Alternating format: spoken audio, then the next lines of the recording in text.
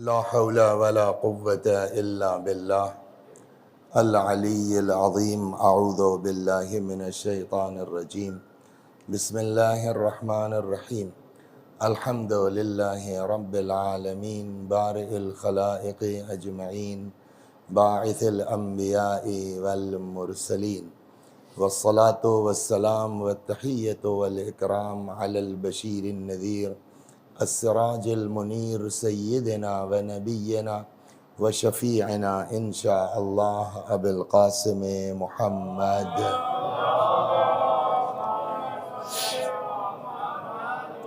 اللهم صل عليه وعلى أهل بيته مظاهر جلالك وجمالك، واللعن على أعدائهم الشاكين فيهم المنحرفين عنهم أجمعين.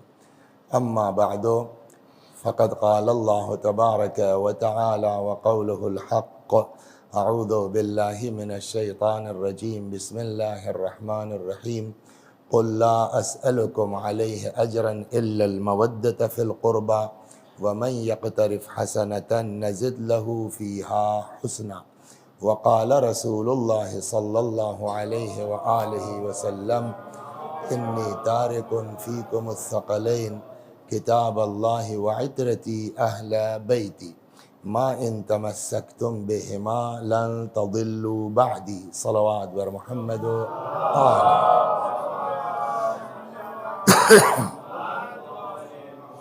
یہ آیہ کریمہ جس کی تلاوت کی گئی ہے مشہور اور معروف آیت ہے.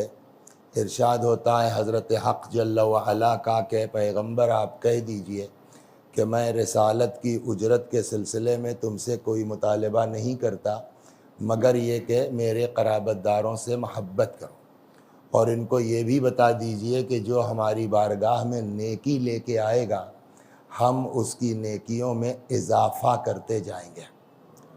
یا وہ حدیث مبارک جس کی تلاوت کی جا رہی ہے، ارشاد ہو رہا ہے: انی تارکن فیکم الثقلین، میں تمہارے درمیان دو چیزیں چھوڑ کے جا رہا ہوں.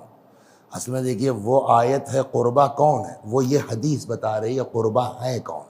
فرمایا انی تارکن فیکم الثقلین، میں تمہارے درمیان دو وزنی چیزیں چھوڑ کے جا رہا ہوں. ایک اللہ کی کتاب، دوسرے میری اطرت جو میرے اہل بیت ہیں. ما ان تمسکتم بہما لن تضلوا بعدی، جب تک ان دونوں سے وابستہ رہو گے میرے بعد ہرگز گمراہ نہیں ہوگے.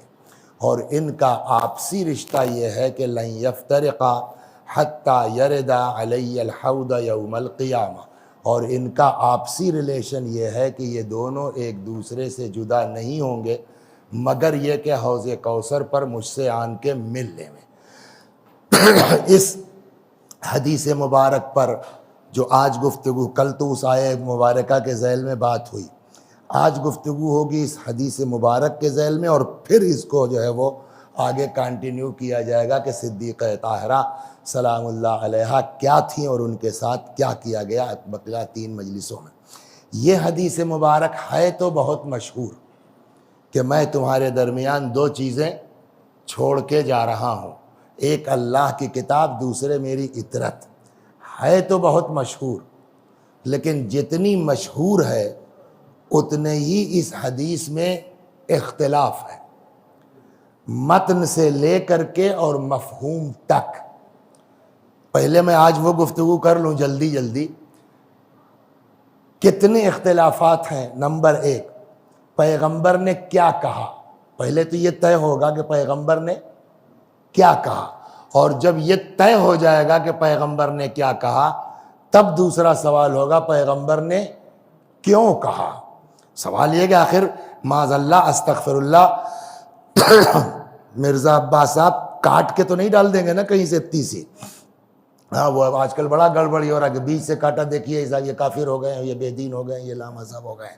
پوری بات آدمی سنتا نہیں ہے. صلوات بر محمد و آل محمد.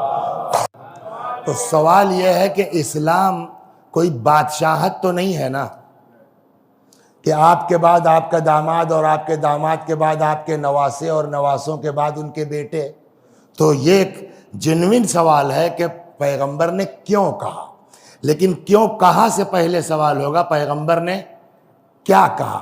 جب کیا کہا پہ آئیں گے آپ تو کہیں گے بھائی سیدھے سیدھے تم نے ابھی پڑھا تو، میں نے کہا ہم نے پڑھ دیا ہے، لیکن کتابوں میں یہی الفاظ صرف نہیں ہیں، مختلف الفاظ کے ساتھ بہت تیز گزروں گا۔ مثلا انی تارکن فیکم الثقلین ایک، انی مخلفن فیکم الثقلین دو، تو پہلا اختلاف تو یہاں ہو گیا۔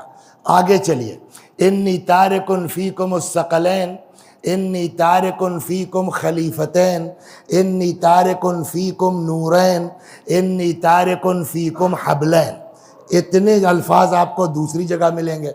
اور آگے چلیے، انی تارکن فیکم الثقلین کتاب اللہ و عطرتی اہل بیتی، انی تارکن فیکم الثقلین کتاب اللہ و سنتی۔ تو پہلے تو یہ طے ہو کہ نبی نے کہا کیا ہے، اور جب یہ طے ہو جائے گا کیا کہا ہے، تب دوسرا سوال ہوگا کہ کیوں کہا ہے۔ صلوات بر محمد و آل بہت تیزی کے ساتھ اسپیڈ سے چلوں گا۔ اب آئیے پہلا سوال، تو پہلے جملے میں کیا انی تارکن اور انی مخلفن، آپ کو بعض کتابوں میں تارک ملے گا، بعض کتابوں میں مخلف ملے گا، مگر اس پر رکنے اور بحث کرنے کی ضرورت نہیں ہے کہ جو میننگ تارک کی ہے وہی میننگ مخلف کی ہے، اس لیے کہ تارک یعنی ترک کرنے والا، چھوڑنے والا، انی تارکن میں اپنے بات چھوڑ رہا ہوں، مخلف بھی بنا ہے خلف سے پیچھے چھوڑنا، انی مخلفن میں اپنے پیچھے چھوڑ رہا ہوں، تو چاہے یہ کہیے چاہے وہ کہیے مطلب میں کوئی فرق نہیں ہے۔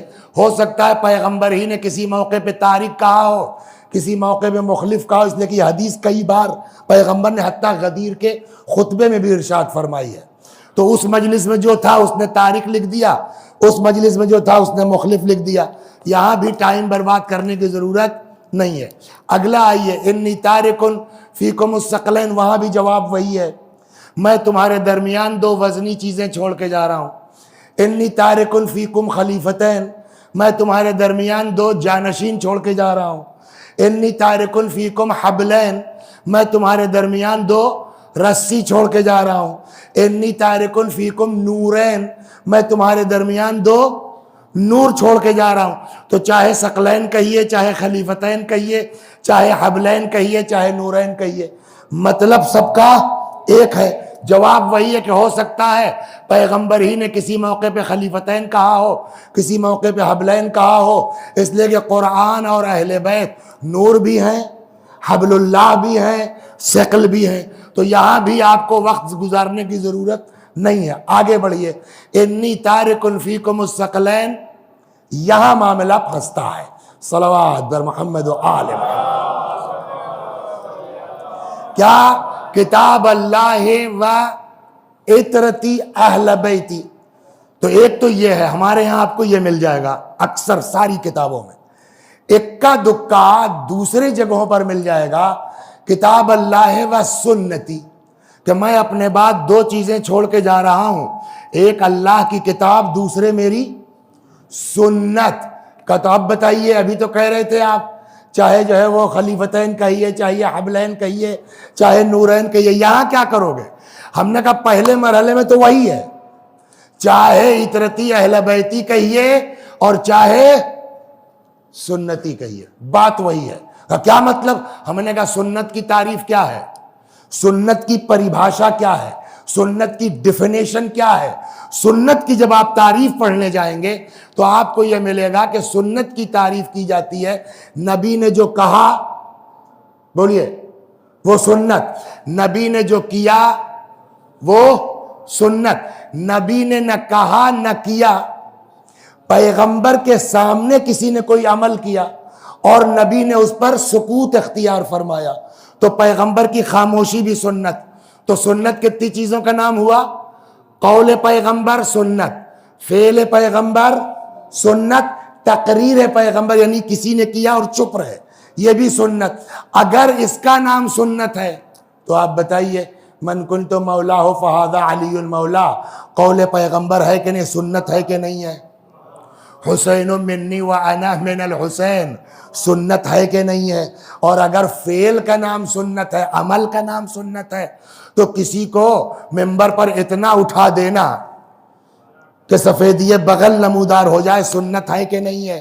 کسی کے لیے سجدے کو اتنا طول دے دینا کہ جب تک وہ اتر نہ جائے، یہ سنت ہے کہ نہیں ہے؟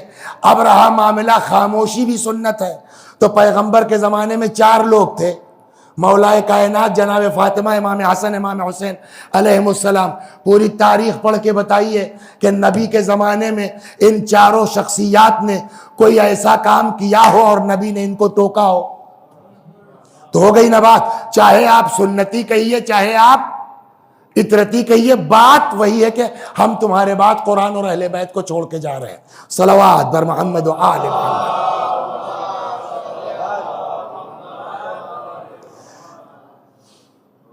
ایک اور صلوات بر محمد و آل محمد۔ حالانکہ یہاں واقعاً کیا کہا ہوگا، پیغمبر نے اطرتی کہا کہ سنتی کہا، لیکن جب یہ بات ہوگی کہ چاہے جو کرو، دونوں میں مسئلہ وہی ہے، کبھی موقع ملا تو پڑھ لیا جائے گا۔ اب آئیے جلدی سے دوسرے سوال پر چلتے ہیں۔ پیغمبر نے کیوں کہا؟ اس لیے کہ اسلام بادشاہت تو نہیں ہے نا کہ باپ کے بعد بیٹا ہو جائے گا۔ تو پیغمبر نے کیوں کہا میں تمہارے اپنے بعد اطرت کو چھوڑ کے جا رہا ہوں اور ان سے وابستہ رہو گے تو کبھی گمراہ نہیں ہوگے؟ اسلام نہ ہو گیا، بادشاہت ہو گئی۔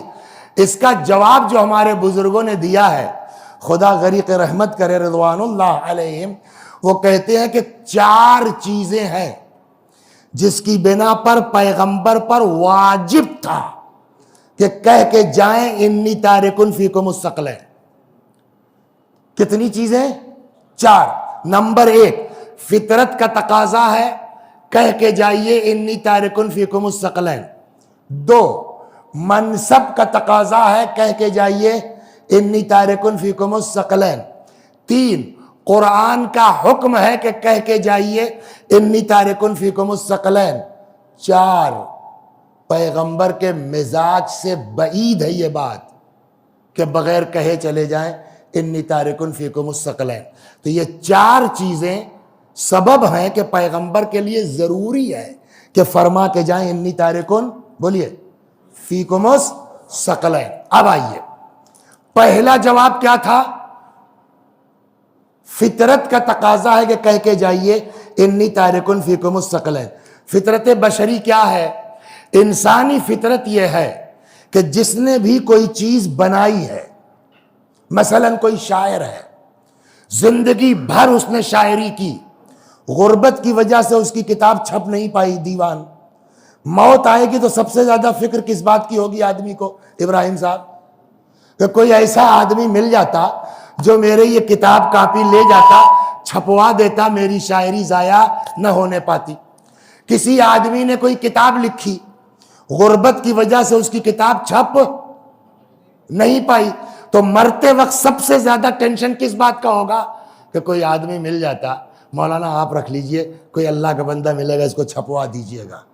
ایک آدمی نے ایک باغ لگایا، فرض کی چلیے سامنے کی، باغ لگانا بولیے آسان کام؟ کہتے ہیں کہ اولاد کا پالنا آسان ہے بنسبت باغ لگانے کے۔ بڑی مشکل سے سارے جو ہے وہ محلے سے، ساری بستی سے، سارے گاؤں سے جھگڑا وگڑا، میرے اوپر بیتی اس لیے سنا رہا ہوں میں، صلوات بر محمد و آل۔ میں لاد کے لے گیا صاحب، فیض آباد سے پورے ٹرک میں لاد کے لے گیا میں۔ 100 پیڑ جو ہے وہ آم کے، 110 پیڑ جو ہے وہ امرود کے، 500 پیڑ کہے کے کرودہ ورودہ لے جا کے وہاں لگا دیا سڑک کے کنارے۔ کوئی آدمی نے آدمی زاد ایک بندہ خدا سے کہا بھیا جو تو بو، جو پیدا ہو تمہارا، میرے پیڑ کی رکھوالی کرنا، ہم اپنا مطمئن ہیں۔ ایک دن اتفاقاً کوئی ادھری سے، چونکہ سڑک کے کنارے تھی وہ زمین، جا رہے تھے کہیں نکاح وکاح تھا، دیکھا صاحب پورے گاؤں کی جو ہے وہ بکریاں اس میں اکٹھا ہیں، اور وہ سب اپنا اب شروع ہو گئی۔ آپ سے کیا پردہ صاحب، چلتی گاڑی سے کود گیا میں، اور جا کے وہ جس کی تھی اس کا گریبان پکڑ لیا میں نے۔ یہ تو مولا کا کرم ہے کہ آبرو رہ گئی، ورنہ کچھ بھی ہو سکتا تھا۔ غصے میں پکڑ لیا، دماغ خراب ہے تمہارا۔ بہرحال معاملہ حل ہوا، بعد میں جا کے ہم نے معافی مانگ لی، بڑی محنت سے. جانتے ہیں آپ اس 500 میں کتنا تیار ہوا؟ 500 میں ایک بھی نہیں. 100 پیڑ آم کے لگائے تھے، اس میں سے ایک بھی نہیں. 100 پیڑ یا 110 پیڑ امرود کے لگائے تھے، اس میں 35 پھل رہے ہیں اس وقت. تو 5 2 700 درختوں میں کتنے بچے ہمارے پاس؟ 35. آسان کام نہیں ہے. اس کے لیے جو ہے وہ بدتمیزیاں بھی کی، اس کے لیے الٹا پلٹا بھی بولے، اس کے لیے اب وسیع صاحب مرنے لگے کہ صاحب بڑی مشکل سے ٹرک پہ لاد کے لائے تھے ہم فیض آباد سے 150 کلومیٹر سے، اور کہیں ایسا نہ ہو کہ اتنی محنت سے 35 ہی صحیح یہ جو پیڑ تیار ہوئے ہیں، میرے بعد میرا لڑکا کہیں اس کو بیچ نہ ڈالے. یہ تصور ہوگا کہ آدمی کو نہیں ہوگا؟ یہ فکر ہوگی سب سے بڑی آدمی کو کہ کہیں ایسا نہ ہو کہ جو میں نے اتنی محنت سے یہ باغ تیار کیا، میرے بعد میری اولاد بیچ نہ دے. اسلام کیا کہتا ہے؟ پراپرٹی بچانے کا آپ کو حق ہے کہ نہیں ہے؟ اسلام نے طریقہ بتایا بھائی کہ کیسے بچاؤ گے. کہا کیا؟ اسلام نے کہا وقف کر دو، بیٹا کے ہاتھ میں رہی نہیں جائے گا. تو اسلام طریقہ بتا رہا ہے. آپ بتائیے، ایک شاعر اس کو اپنا دیوان بچانے کا حق ہے، ایک مصنف اس کو کتاب بچانے کا حق ہے، ایک باغ والا اس کو باغ بچانے کی فکر کا حق حاصل ہے.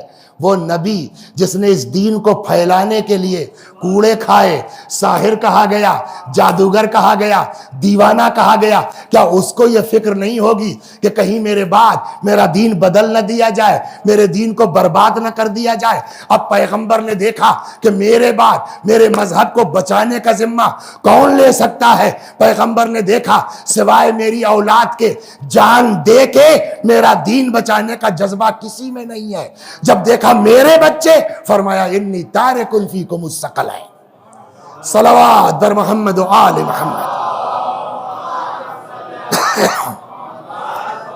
ایک تو پہلا طریقہ فطرت کا تقاضا ہے کہ کہہ کے جائیے انی تارکن، بولیے فیکم الثقلین. دوسرا کیا تھا؟ منصب کا تقاضا ہے. ابراہیم صاحب رسول اللہ کا منصب کیا ہے؟ کہنے لگے عجیب احمق آدمی ہو تم، کہہ رہے ہو رسول اللہ اور پوچھ رہے ہو منصب کیا ہے. اور بھئی رسول اللہ کا منصب رسول ہے اور کیا ہے؟ ترجمہ عربی کا کر لیں گے آپ نا؟ نہیں کیجیے، آپ کر لیں گے، مجھے پتا ہے کر لیں گے آپ ترجمہ کیجیے اشہد ان محمد رسول اللہ. ترجمہ کرو. میں گواہی دیتا ہوں کہ حضرت محمد صلی اللہ علیہ وآلہ وسلم اللہ کے رسول تھے.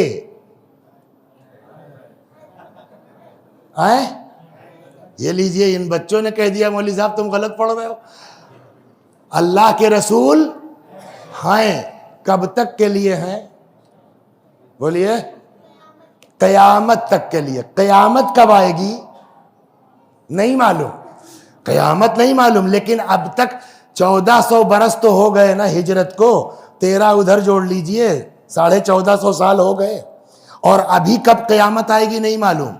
تو اب اگر کوئی پوچھے کہ اللہ نے رسول اللہ کو نبی بنا کے بھیجا کب تک کے لیے، جواب بولو بیٹا ہزاروں سال کے لیے. قیامت تک کا مطلب یعنی ہزاروں سال کے لیے. تو اللہ نے اپنے نبی کو نبی بنا کے بھیجا کب تک کے لیے؟ بولو ہزاروں سال کے لیے. ہو گئی بات. اس کو یہی چھوڑ دیجئے. ہم کتنی دیر کے لیے یہاں ممبر پر آئے ہیں؟ 1 گھنٹہ. چلیے لڑکوں نے کہہ دیا تو نہیں، کتنا؟ 1 گھنٹہ. طبیعت خراب ہے صاحب، صبح سے حالت ٹھیک نہیں ہے، تو ممبر پر آئے، آدھا گھنٹہ پڑھ کے اتر گئے. جن کو پتا ہے انہوں نے کہا کہ چلو یار ٹھیک ہے.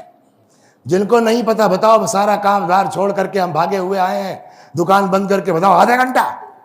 تو کچھ لوگ ناراض ہوں گے، کچھ لوگ کوئی بات نہیں. ہم نے بجائے آدھا گھنٹے کے پڑھ دیا کتنا؟ 15 منٹ. اب ناراض ہونے والوں کی تعداد بڑھ جائے گی نہیں بڑھ جائے گی؟ ہم نے پڑھ دیا 1 منٹ. میری طبیعت نہیں ٹھیک ہے. یہ مجالس جو ہے وہ بی کی شہادت کے عنوان سے ہیں. بی کو بہت اذیت کے ساتھ شہید کیا گیا. انا للہ و انا الیہ راجعون. اتر گئے. اب بتائیے کوئی ہمارا بولو ہاں کیا کہہ رہے ہو؟ صاحب کوئی کہنے کو تیار نہیں ہوگا کہ آپ نے کچھ پڑھا ہے یا نہیں ہے۔ اب صاحب جس کو دیکھیے یار حد کر دی انہوں نے، تو حد کر دی انہوں نے، تو سب کا تو چل گیا۔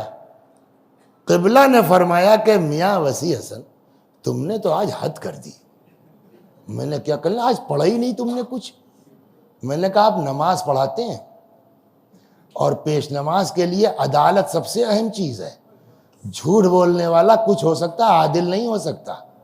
آپ مولانا ہو کہ شرم نہیں آ رہا؟ آغا اجازت ہے صلوات پر محمد آپ مولانا ہو کہ آپ کو شرم نہیں آ رہی؟ جھوٹ بول رہے ہیں آپ کے پیچھے نماز جائز نہیں ہے۔ کہے کیا پڑھا آپ نے؟ ہم نے کہا یہ پورا 60 سیکنڈ مجلس پڑھی میں نے۔ اب دیکھیے بچے بھی ہنس رہے ہیں کہ یہ کون سی بات ہے، 60 سیکنڈ کوئی مجلس ہوتی ہے؟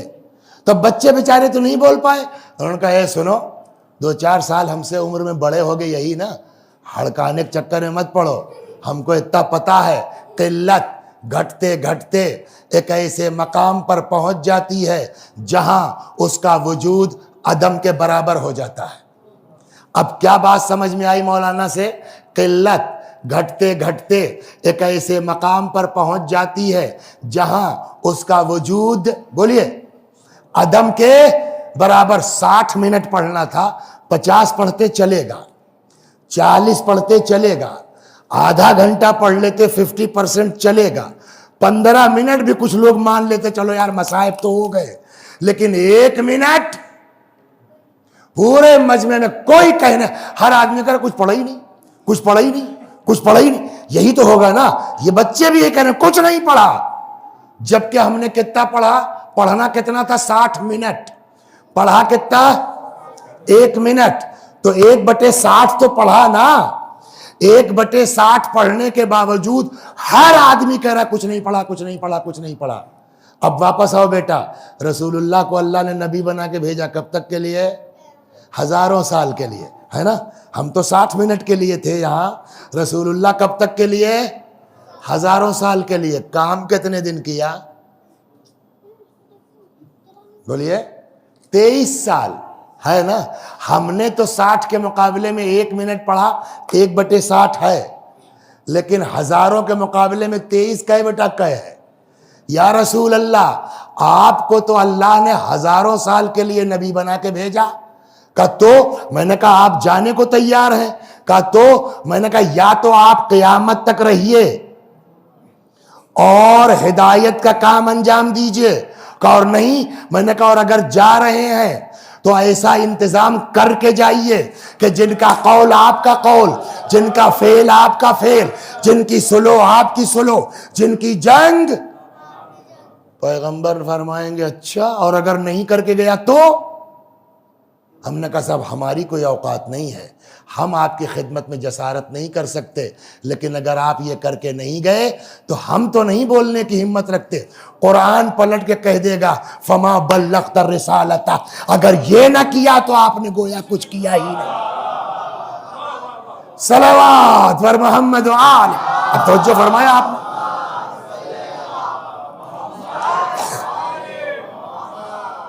تو اب منصب کا تقاضا ہے کہ کہہ کے جائیے انی تارکن فیکم الثقلین۔ 2 ہو گیا، 3 قرآن کا حکم ہے کہہ کے جائیے انی تارکن فیکم الثقلین۔ کہ قرآن میں کوئی آیت ہے قل انی تارکن؟ کا نہ، قرآن میں تو آیت وہ تھی کل پڑھ لیا ہم نے قل لا اسألکم علیہ اجرا۔ کہ تب کہ ڈائریکٹلی نہیں ہے، بٹ قرآن کہہ رہا ہے کہ آپ کہہ کے جائیے۔ کہاں؟ ارشاد ہوتا ہے صلوات بر محمد و آل محمد، کتب علیکم اذا حضر احدکم الموت، تمہارے اوپر لکھ دیا گیا ہے کہ جب تم میں سے کسی کو موت آنے لگے، ان ترک خیرن، اگر کچھ خیر چھوڑ کے جا رہے ہو تو کیا لکھ دیا گیا ہے؟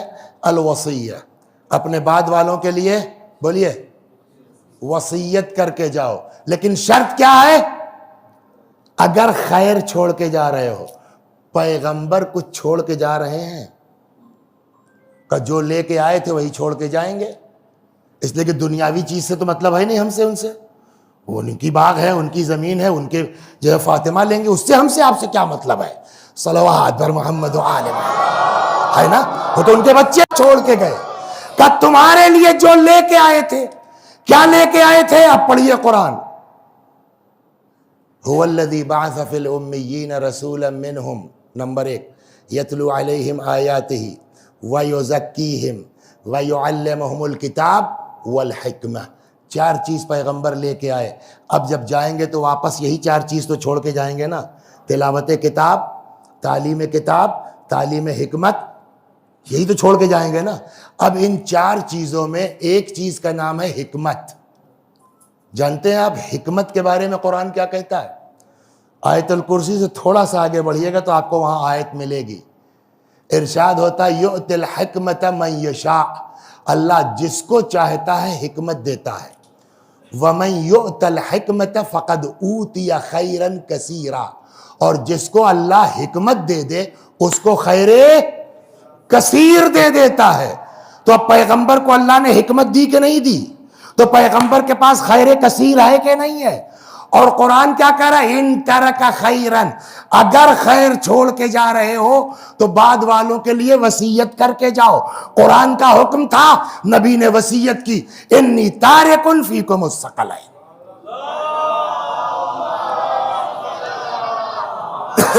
بس آگے آپ اپنی منظور جلدی جلدی. چوتھی چیز، پیغمبر کے مزاج سے بعید ہے یہ بات کہ پیغمبر بغیر کہے چلے جائیں انی تارکن فیکم الثقلین. کہ پیغمبر کا مزاج کون بتائے گا؟ آپ بتا سکتے ہیں پیغمبر کا مزاج؟ آپ بتا سکتے ہیں پیغمبر کا مزاج؟ آپ بتا سکتے ہیں؟ میں نے کیوں کہ پہلے اپنا بتائیے، آپ کا مزاج کیا ہے، نبی کا بعد میں بتائیے گا. کیا مطلب ہر آدمی کے ساتھ ہوتا ہے؟ نہیں ہوتا. بڑی سے بڑی بات کہہ دیجئے آدمی مسکرا کے ٹال جاتا ہے. ہمیں یار تم کو اس طرح کہہ دیا، چھوڑیے یار اپنا آدمی چلے گا، نہیں اثر لیتا. کبھی آدمی اشارے کنائے میں کچھ کہہ دیتا ہے، 10 سال سے دل میں گھسی ہوئی بات نکل نہیں رہی ہے، یہ ہے کہ نہیں ہے؟ تو ہم کو تو اپنا مزاج نہیں معلوم ہے. کبھی معمولی بات سے ٹھیس لگ جاتی ہے، کبھی بڑی سے بڑی بات کا اثر نہیں ہوتا. 70 سال کے ہو گئے، یہ میں بلا وجہ نہیں کہہ رہا ہوں، سامنے ہے 70 سال کے اوپر تھے میرے خیال میں، وہ آ رہے ہیں طلاق پڑھوا دیجیے، اب طلاق پڑھ دیا ہماری بیوی کا. ارے اس عمر میں آپ بتائیے، اگر 25 سال کی ایج میں آپ کی شادی ہوئی تھی تو آج جو ہے وہ 50 40 45 سال تک آپ بیوی کا مزاج نہیں سمجھ پائے. چھوڑیے بیوی، لڑکا تو آپ کا اپنا خون ہے، معلوم ہوا آگ کر دیا. ارے کیوں؟ کہ ہمیں کیا پتا تھا یار یہ لڑکا ہمارا شادی کے بعد کم وقت اتنا بدل جائے گا، ایسا بیوی قبضے میں آ جائے گا. تو جو آدمی اپنا مزاج نہ بتا پائے، اپنے بیوی بچوں کا مزاج نہ بتا پائے، اس کو کیا حق ہے کہنے کا کہ رسول اللہ کا مزاج یہ ہے؟ صلوات بر محمد، ہے یا نہیں ہے؟ ہم کو کیا حق ہے کہ ہم کہیں پیغمبر کا مزاج یہ ہے؟ اکثر آپ نے دیکھا ہوگا ساتھ میں بزنس شروع کیا، ساتھ میں بڑی تگڑی دوستی، صاحب آنا جانا بغیر دونوں دوست کھانا نہیں ہضم ہوتا ہے، اور معلوم ہوا کہ اب دونوں میں ایسی لڑائی ہے کہ ایک دوسرے کے خون کے پیاسے ہیں. تو ہمارے یہاں بغیر مزاج سمجھے دوستی ہو جاتی ہے، وہ بغیر مزاج سمجھے دوستی نہیں کرتا. اور مزاج سمجھے کیا؟ اسی نے تو مزاج بنایا ہے. تو کوئی پیغمبر کا مزاج بتا پائے یا نہ بتا پائے، اللہ تو بتا سکتا ہے کہ میرے نبی کا مزاج کیا ہے. اب نبی کا مزاج سنیے قرآن سے، صلوات بر محمد.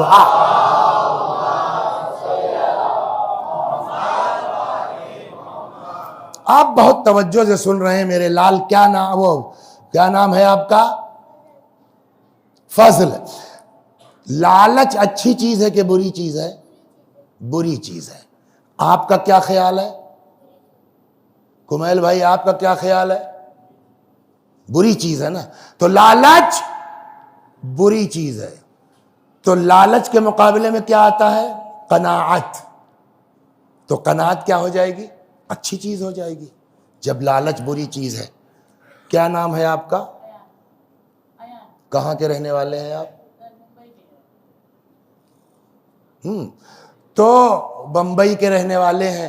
تو بمبئی میں تو بڑے اچھے اچھے مدرسے چل رہے ہیں, نجفی ہاؤس ہے دیکھ لیجیے, اور بھی مدارس ہیں. مگر جنرلی ہوتا یہ ہے کہ لڑکے اپنے جو ہے وہ شہر میں نہیں پڑھ پاتے. تو ان کے تمہارے ابا ہیں اس مجلس میں؟ نہیں ہیں.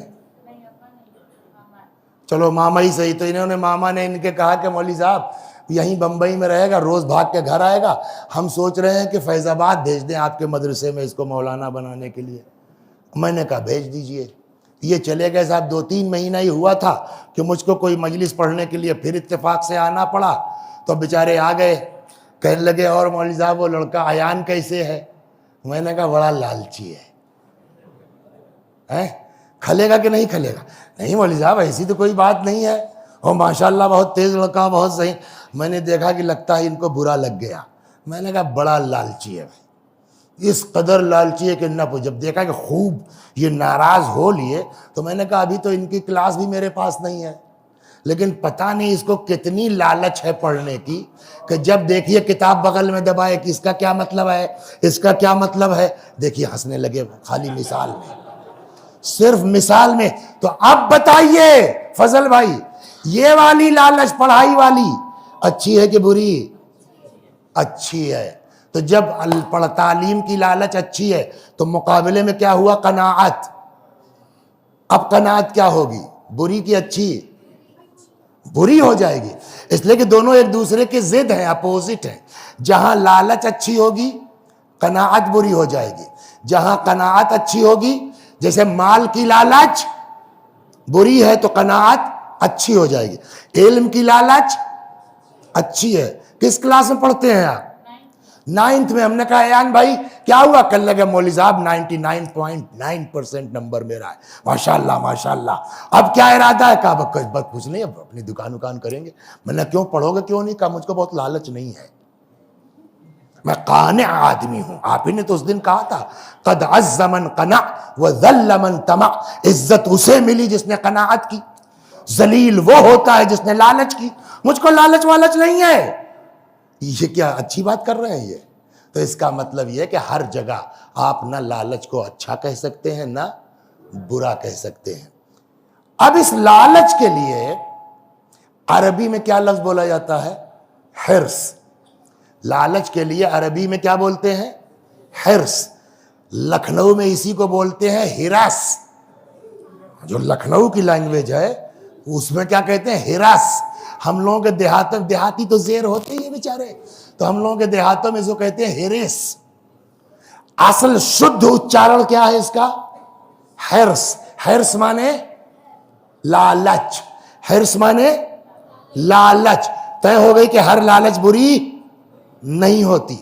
ہو گئی بات. اب اس لالچ کو لالچی کہنا ہے تو کیا کہیں گے؟ حریص. حرص مانے لالچ, حریص مانے بولو لالچی. اب کا کے کی لگانا ہے. کل جا کے پوچھنا ماسٹر صاحب سے ایسے پڑھاتے ہیں یا نہیں پڑھاتے, یاد ہو جائے گا. ان بچوں کل پوچھ لیجئے گا کہ کیسے ہوگا, صلوات بر محمد, یاد ہو جائے گا. تو حرص مانے لالچ, حریص مانے لالچی. کا کی کے لگانا ہوگا تو کیا کریں گے؟ عربی میں الا لگائیں گے. جیسے حریصون علی المال, کیا ترجمہ ہوگا فضل بھائی؟ مال کا لالچی. حریصون علی العلم, کیا ترجمہ ہوگا؟ علم کا لالچی. ہو گئی نا بات.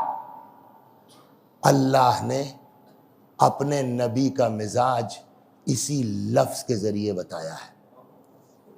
میں نے آپ کا جو 10 منٹ لیا صرف اسی لیے کہ اگر میں ڈائریکٹ بول دیتا ہے نا رسول اللہ کے لیے لفظ, قرآن کا لفظ ہے اور میں ٹرانسلیشن نہیں کروں گا, وہی بولوں گا. اب اللہ نے اپنے نبی کا مزاج جانتے ہیں کیا بتایا ہے؟ ارشاد ہوتا ہے, قرآن کی آیت سنیے, گھر میں پڑھیے گا, حریصن علیکم, یہ پیغمبر تمہارا حریص ہے. چلیے اردو میں نہیں بولیں گے کہ کوئی کاٹ کے لگا دے, صلوات بر محمد و آل. کیا ہے؟ حریصون علیکم، یہ ہمارا نبی تمہارا حریص ہے. کس بات کے حریص ہیں؟ ہمارے مال کے، ہماری جائیداد کے. وہ تو پہلے ہی کہہ دیا تھا. ابو طالب سے جا کے کہہ دیجئے ایک ہاتھ میں چاند ایک ہاتھ میں سورج رکھ دو، میں ہدایت سے باز آنے والا نہیں ہوں. تو اب پیغمبر کاہے کے حریص ہیں؟ ہدایت کے. کاہے کے حریص ہیں؟ ہدایت کے. اب بولیے یہ ہدایت کی حرص اچھی ہے کہ بری ہے؟ اچھی. جب اچھی ہے تو قناعت بری ہو جائے گی نا.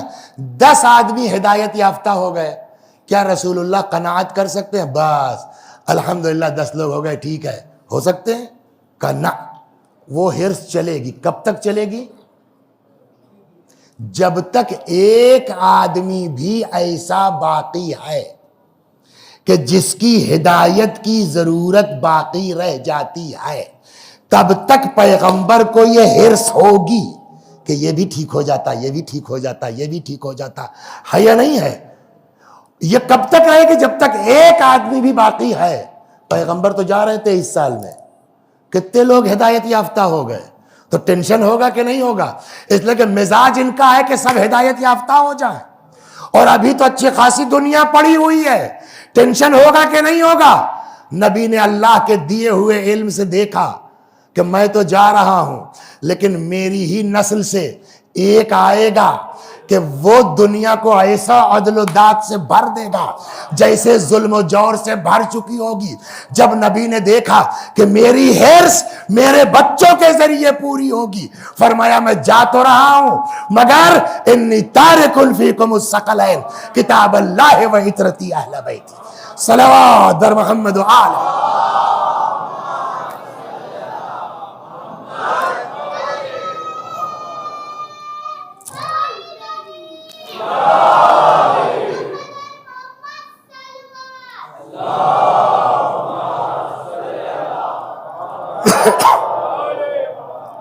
اب جب یہاں تک آپ آ گئے، پیغمبر کا مزاج کیا ہوا فضل بھیا؟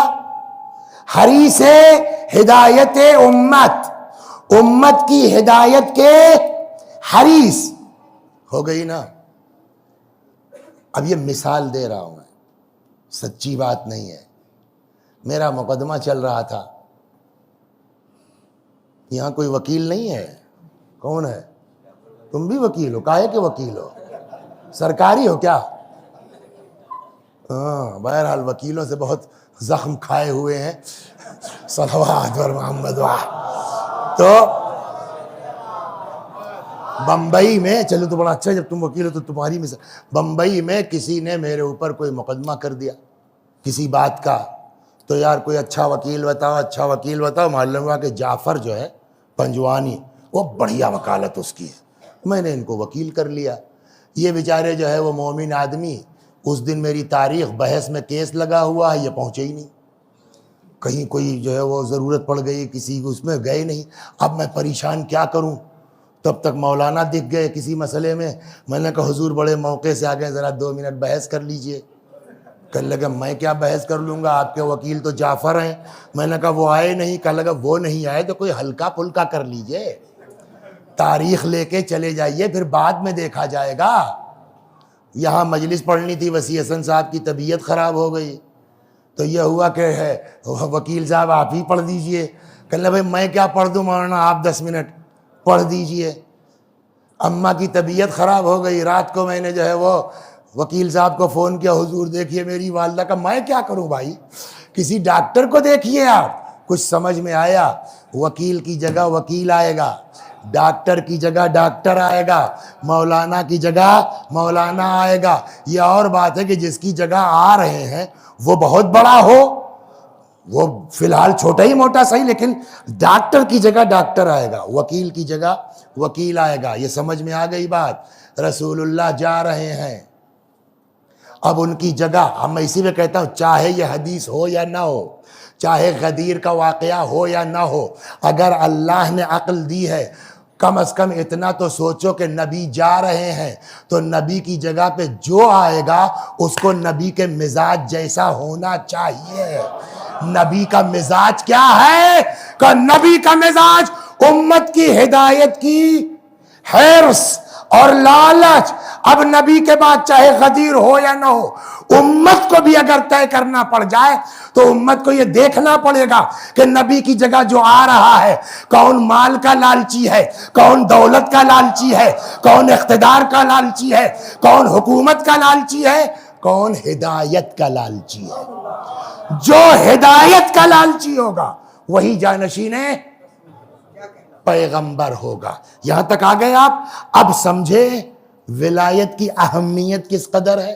صلوات بر محمد۔ اور اسی چیز کو میں اس کو لالچ سمجھاتا ہوں آپ کو۔ وہ آپ بہت مشہور ہے خیبر کی داستان۔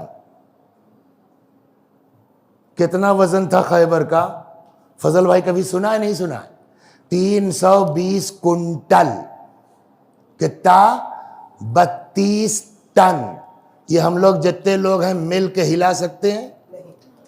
امیر المومنین نے کیا کیا سلام اللہ علیہ؟ پورا بولیے اٹھا لیا نا۔ ہائے کوئی مشین جو مولا کی طاقت کو ناپ لے؟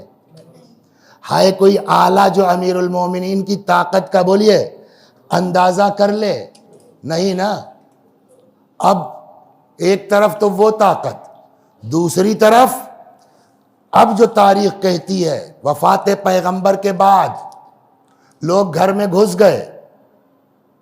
میں آؤں گا دھیرے دھیرے، آج تو بس اشارہ ہے اس موضوع کے تحت۔ لوگ گھر میں گھس گئے، آگے گلے میں رسی کا پھندا ہے، ایک آدمی آگے سے کھینچتا ہوا، دوسرا آدمی پشت سے ڈھکیلتا ہوا۔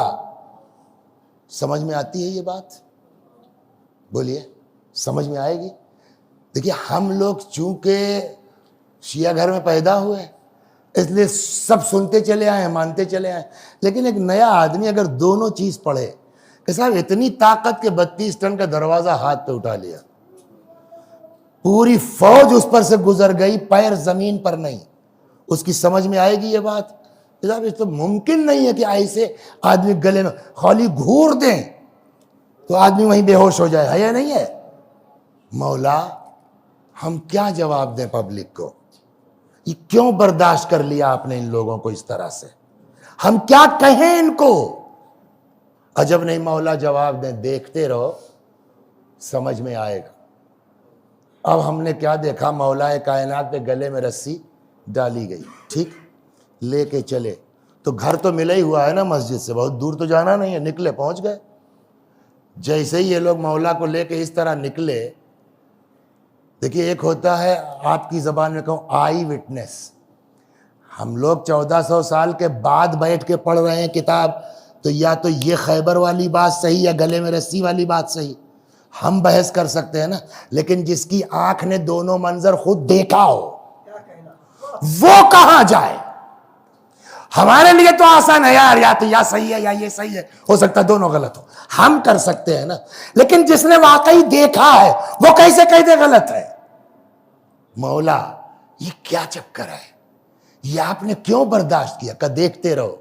روایت کہتی ہے، اب سنیے میرا مولا کیا تھا، روایت کہتی ہے لے کے چلے، جیسے ہی گھر سے نکلے تب تک ایک یہودی تھا، اشہد ان لا الہ الا اللہ واشہد ان محمد، دوسرا ساتھی اس کا تھا وہ بھی یہودی تھا، کہنے لگا کیا ہوا؟ کلمہ پڑھ لیا تم نے؟ کہا ہاں۔ کہا یہ اچانک کیوں؟ کہا اس لیے کہ میں خیبر کا یہودی تھا، میں خیبر کا یہودی ہوں۔ کہا تو؟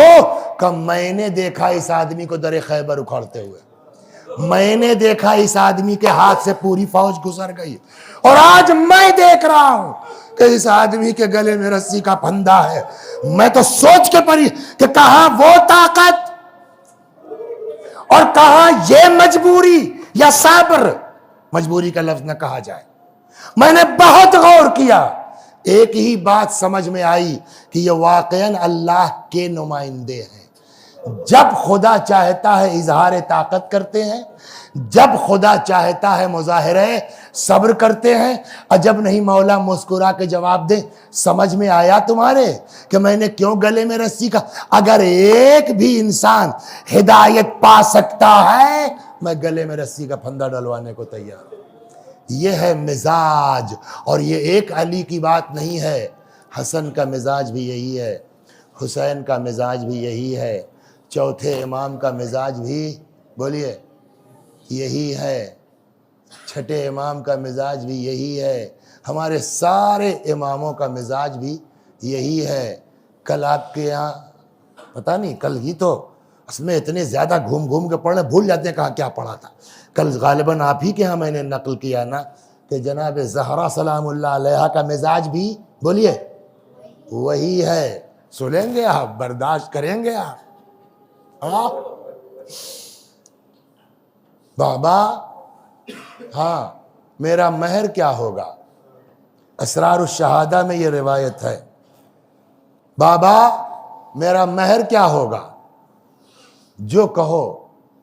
بابا مجھ کو مال نہیں چاہیے، مجھ کو دولت نہیں چاہیے۔ کب پھر؟ کب بابا مجھ کو صرف اتنا حق مل جائے کہ کل کو آپ کی گناہگار امت کی شفاعت کر سکوں۔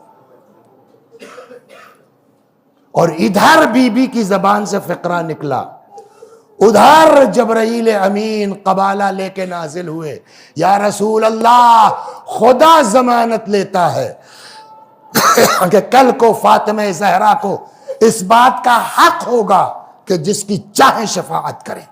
اللہ اکبر۔ اب مگر آئیے، وہ فاطمہ کل بھی عرض کیا نا کہ اسماء آئیں تو دیکھا چادر سر سے پیر تک لپٹی ہوئی ہے، بی بی پالنے والے میرے بابا کی امت کو بخش دے۔ یہ مزاج ہے نا۔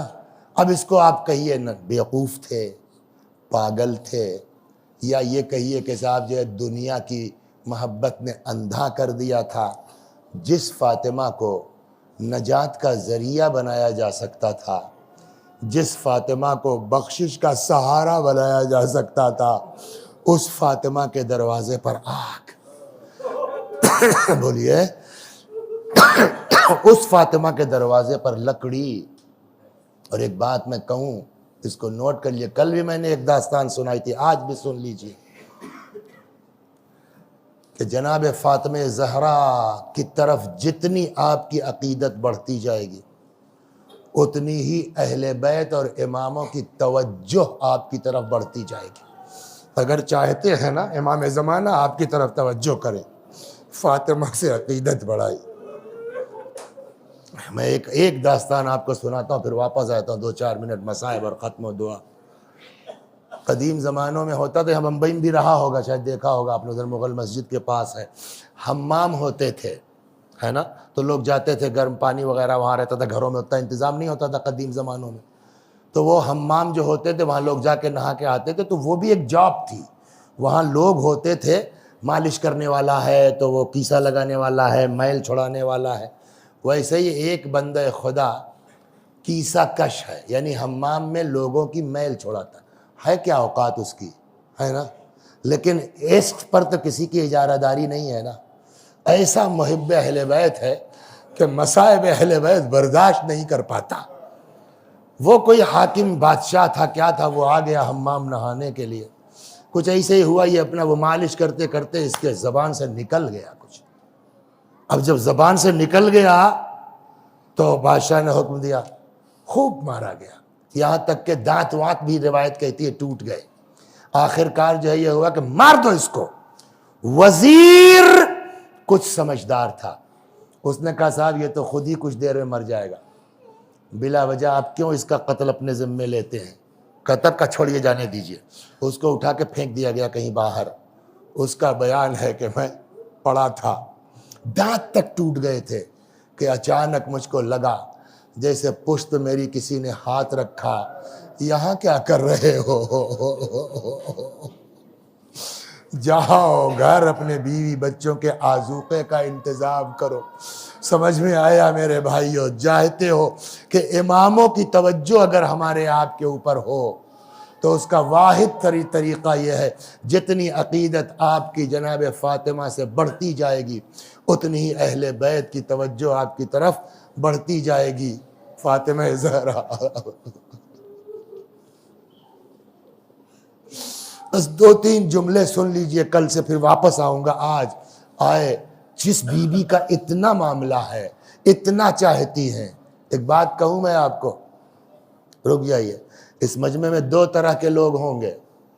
ایک وہ ہیں کہ جن کا تعلق ہے فاطمہ سے خون کا، یعنی سید ہیں، یعنی اولاد ہیں۔ انصاف سے بتائیے، اگر اولاد نہیں روئے گی، چیخے گی ماں کے غم میں، تو کون روئے گا؟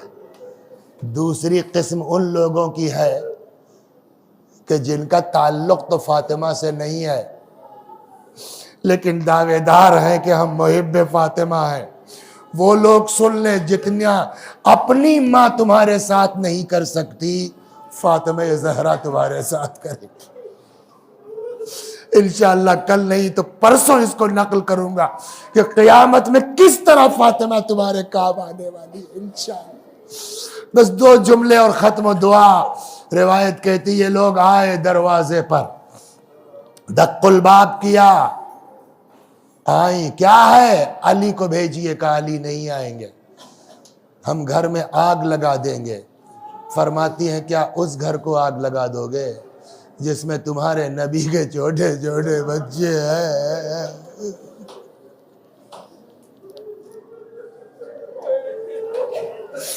اس گھر کو آگ لگا دو گے جس میں تمہارے نبی کے چھوٹے چھوٹے بچے ہیں؟ ایک شخص کہتا وَإِن ہوا کریں، اور میرے بھائیوں صرف کہا نہیں، روایت کہتی ہے کہ گھر میں آگ لگا دی گئی۔ جب دروازے کا کچھ حصہ جل چکا تو ایک شخص آگے بڑھتا ہے، زور سے اتنے پیروں سے دھکا مارتا ہے کہ دروازہ اپنی جگہ سے اکھڑا، آن کے بی بی کے سینے پر لگا۔ پیچھے دیوار ہے، سامنے سے دروازہ۔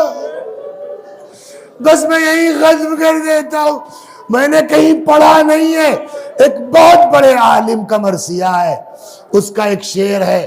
اتنا بڑا عالم بغیر روایت دیکھے یہ شعر نہیں کہہ سکتے۔ جانتے ہیں کیا فرمایا؟ فرماتے ہیں وَلَسْتُ أَدْرِي مَا قِصَّةَ الْمِسْمَارِ سَلْ صَدْرَهَا خَزِينَةَ الْأَسْرَارِ۔ کیا بتاؤں تم لوگوں کو کہ کیل کا قصہ کیا ہے؟ ارے اس سینے سے پوچھو جس سینے میں وہ کیل دھسائی ہے۔ اس کا مطلب یہ ہے کہ شاید دروازے میں کوئی کیل تھی، پیچھے دیوار ہے، سامنے سے دروازہ، ان لوگوں نے کچھ دیر تک دبائے رکھا، وہ کیل فاطمہ زہرا کے سینے میں تھا۔